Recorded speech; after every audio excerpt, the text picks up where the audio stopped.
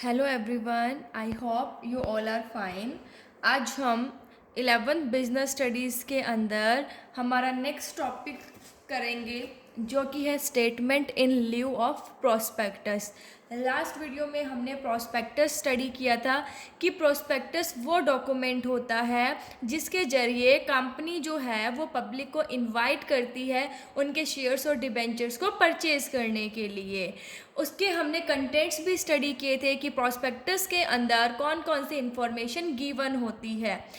आज हम स्टडी करेंगे statement in lieu of prospectus कि प्रोस्पेक्टस के बदले में एक स्टेटमेंट, ठीक है, statement in lieu of prospectus. ये क्या होता है statement in lieu of prospectus?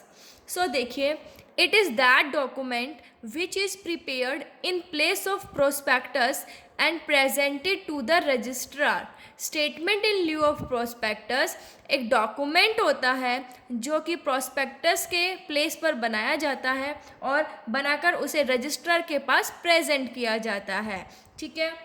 अब कौन कौन बनाता है statement in lieu of prospectus? देखिए, a company which has share capital but has not issued prospectus can not issue shares और debentures till the time it presents statement in lieu of prospectus at least 3 days in advance prior to the allotment of shares or debentures with the registrar. देखिए, एक company जिसकी share capital है, ठीक है, लेकिन जिसने prospectus issue नहीं किया है, वो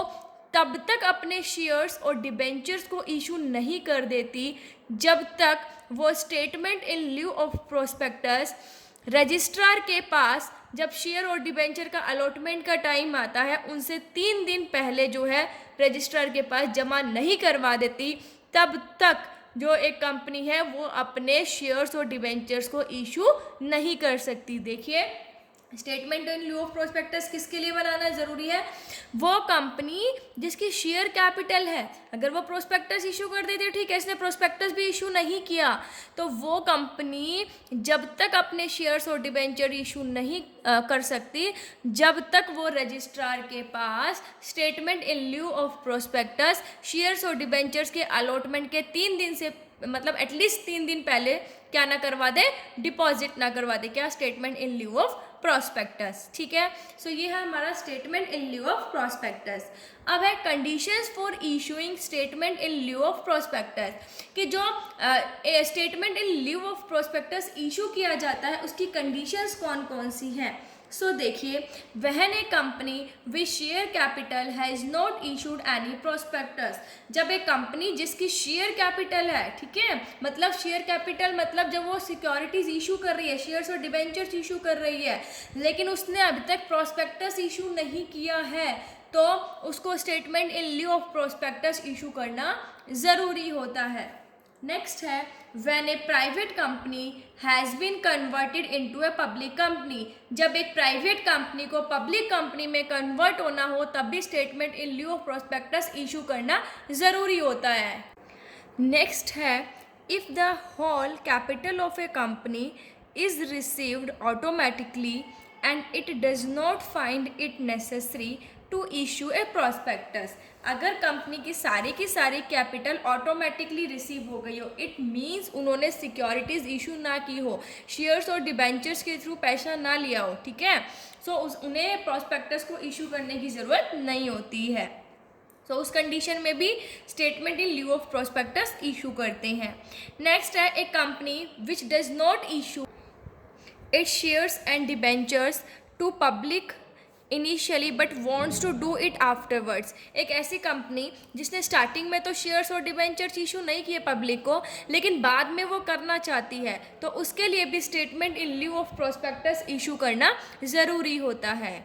नेक्स्ट है when the company had sold its shares or debentures to a person such as underwriter who will sell them to general public, underwriter के एक मीडिएटर जो कि शेयर्स और डिबेंचर्स जो सिक्योरिटीज़ है उनको सेल एंड परचेज करवाता है, ठीक है, बदले में कमीशन लेता है। जब कंपनी ने अपने शेयर्स और डिबेंचर्स जो है उस पर्सन को बेचे हो जो आगे जनरल पब्लिक में बेचेगा, ठीक है, जो आगे जनरल पब्लिक में बेचता है, तो उनके लिए भी statement in lieu of prospectus prospectus issue करना ज़रूरी होता है। सो ये कुछ कंडीशंस हमने स्टडी की जिनमें statement in lieu of prospectus issue करना बहुत ज़रूरी होता है। नेक्स्ट हम स्टडी करेंगे contents of statement in lieu of prospectus, कि जो statement in lieu of prospectus है उसके अंदर कौन कौन से कंटेंट्स जो है, कौन कौन सी जो इन्फॉर्मेशन है वो दी हुई होती है। अमाउंट ऑफ प्रीलिमिनरी एक्सपेंसेस, जो प्रीलिमिनरी एक्सपेंसेस किए होते हैं, ठीक है, जब वो कंपनी को फॉर्म करते हैं तो उससे पहले जो भी एक्सपेंसेस खर्चे होते हैं वो प्रीलिमिनरी एक्सपेंसेस में आते हैं, तो उनका amount, information about share capital, share capital की जो इन्फॉर्मेशन है वो भी statement in lieu of prospectus के अंदर देनी होती है। Details of consideration of assets purchase, ठीक है, जो भी एसेट्स परचेज किया उनकी details, information about directors and managers and details of their remuneration, जो डायरेक्टर्स हैं, जो मैनेजर्स हैं, उनकी इन्फॉर्मेशन और उनको जो रेम्यूनरेशन दिया जा रहा है, ठीक है, उनकी डिटेल भी इनके अंदर मेंशन होती है। फिर है इन्फॉर्मेशन अबाउट अंडर राइटिंग, जो अंडर राइटिंग है, ठीक है, अंडर राइटर्स जो शेयर्स और डिबेंचर, जो हमारी सिक्योरिटीज़ है कंपनी की, उसको परचेज एंड सेल करवाते हैं, उनकी इन्फॉर्मेशन भी इनके अंदर दी हुई मतलब देनी होती है। Name and address of auditors, auditors जो कंपनी के अकाउंट्स को चेक करते हैं तो उनका नेम और एड्रेस भी इसके अंदर मेंशन होता है। Details of interest of directors and other parties in assets of the company, ठीक है, कंपनी के एसेट्स में जो अदर पार्टीज या फिर जो डायरेक्टर्स का कितना इंटरेस्ट है, जो बाकी पार्टीज है उनका कंपनी के एसेट्स में कितना इंटरेस्ट है, उन सब की डिटेल भी इसके अंदर मेंशन होती है। Amount and date of redemption of redeemable preference share, redeemable का मतलब क्या होता है कि जिनका रिडम्पशन किया जाता है, सो अमाउंट उनका और उनकी जो डेट है वो भी इसके अंदर मेंशन की हुई होती है। नेक्स्ट है details of important contracts, their nature and date, जो भी इम्पॉर्टेंट कॉन्ट्रैक्ट्स हैं उन सब की डिटेल, उनका नेचर और उनकी डेट जो है वो भी statement in lieu of prospectus के अंदर मेंशन होती है। नेक्स्ट है time and place where final accounts of the company can be inspected, देखिए जहाँ पर कंपनी के फाइनल जो अकाउंट्स हैं, ठीक है, फाइनल अकाउंट्स हमारे जो बैलेंस शीट है, प्रॉफिट एंड लॉस अकाउंट है, वो अकाउंट जहाँ पर इंस्पेक्ट होंगे, इंस्पेक्शन किया जाएगा उनका टाइम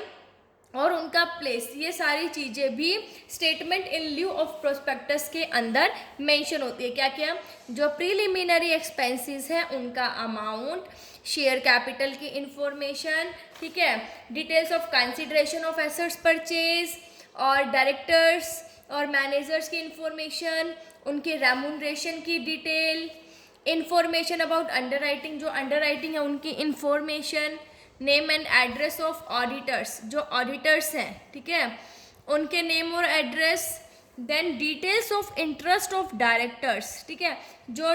मतलब कंपनी के एसेट्स के अंदर जो डायरेक्टर का कितना इंटरेस्ट है और जो अदर पार्टीज हैं उनका कितना इंटरेस्ट है वो भी इसके अंदर मेंशन होता है। जो रिडीमेबल प्रेफरेंस शेयर उनका रिडम्पशन कब होगा, कितने अमाउंट का होगा, ये सारा भी statement in lieu of prospectus के अंदर मेंशन होता है। नेक्स्ट है फिर इम्पॉर्टेंट जो कॉन्ट्रैक्ट्स है, कंपनी जो है वो जिन जिन पार्टीज़ के साथ कॉन्ट्रैक्ट करती है, किस नेचर का कॉन्ट्रैक्ट करती है, कौन सी डेट पर कॉन्ट्रैक्ट करती है, ये सारी चीज़ें भी statement in lieu of prospectus के अंदर मेंशन होती है। और जहाँ पर कंपनी के जो फाइनल अकाउंट्स हैं उनको इंस्पेक्ट किया जाता है, उनका टाइम एंड प्लेस भी मेंशन होता है। सो देखो कहता है all the information which is given in prospectus is also provided in the statement in lieu of prospectus, कि जो भी इंफॉर्मेशन प्रोस्पेक्टस के अंदर दी हुई होती है वो statement in lieu of prospectus के अंदर भी प्रोवाइड की जाती है। दो